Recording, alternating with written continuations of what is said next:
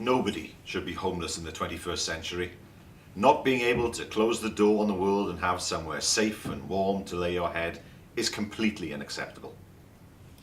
Preventing homelessness and ending rough sleeping is a top priority for the Welsh Government.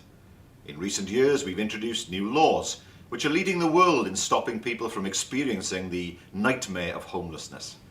And I'm proud to say our action has already stopped 8,700 households from becoming homeless.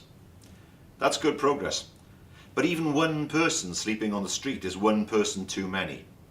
We can all play a role in preventing people from losing their home. We all have a responsibility to look after ourselves and the people around us.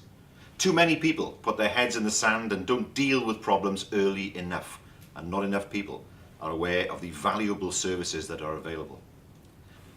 I welcome Shelter Cymru's new campaign, 7 Ways You Can End Homelessness. The campaign helps us all to see our own roles in fighting homelessness in Wales.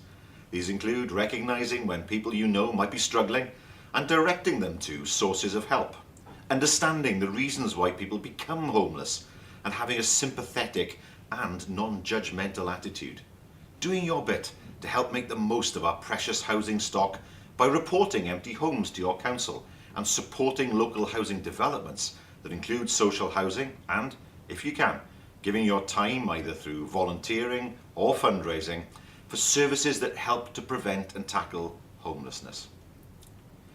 We've come a long way in Wales in our journey to end homelessness, but there's still so much more to do. Everyone deserves a decent home that they can afford.